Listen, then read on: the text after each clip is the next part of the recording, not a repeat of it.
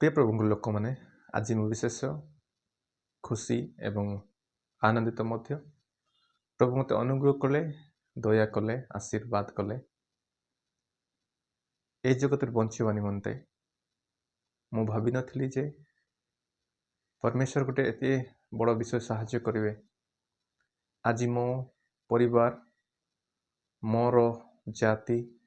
ए विषय जदि मो चाहे देखे मो योग्यता नुहे परमेश्वर मते ग्रहण करिवार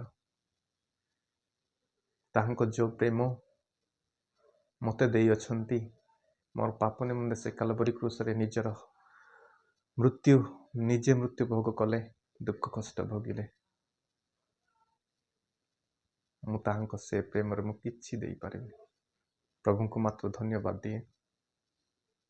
जहाँ मोर पाइबा कथा नथिला ता से जे देई छंती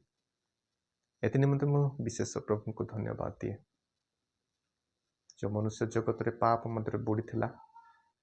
एवं जगत रे मोह माया रे चालुथिला प्रभु को अनुग्रह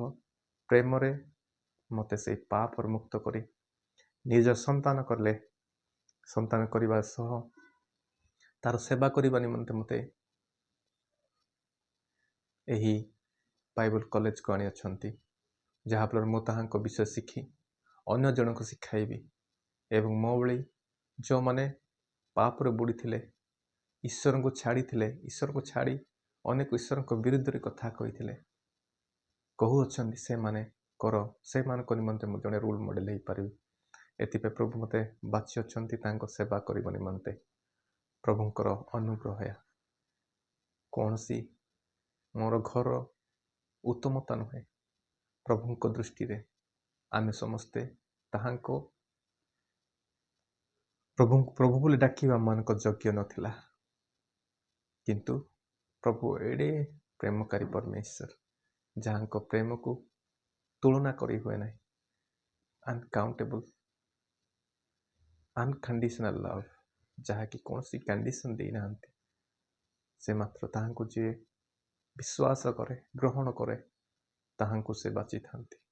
ताहां को से निजर करी थांती सेति पे मोर ईश्वर को लोक माने प्रभु जने महान भावंतु नहीं प्रभु आम को देखु नांती प्रभु आम मान को दुख शुणु नांती प्रभु आम मानकर समस्या को बुझु नांती प्रभु सबु बुझी अछंती समय आसीबो सबु बदली जीवो समय केतेबेले आसे केतेबेले मनुष्य जीवन को बदलाई दिए ता किए जाने नहीं किंतु आम मान को धैर्य सहित बंचिबा आवश्यक विश्वास सहित प्रभु रहिबा आवश्यक निश्चय से आशीर्वाद दिन को आम देखिपर ता मु एबे अनुभव करूची जदि प्रभु मते डाकी न थांता एते बेले मु को अवस्था रे थांती कौन करि थांती कौन सी कल्पना करि हो नै किंतु प्रभु डाकी अछंती तांको सेवा करबा निमंते तांकर वाक्य को शिखिबा निमंते एबे मते फील होची I am something great before God यह मो शक्ति मो सामर्थ्य नुहे मु जानिछि मोर शक्ति केते एवं मोर सामर्थ्य केते यह समस्त जदि मु कहे जहा हेची प्रभुंक द्वारा प्रभुंकर आशीर्वाद रो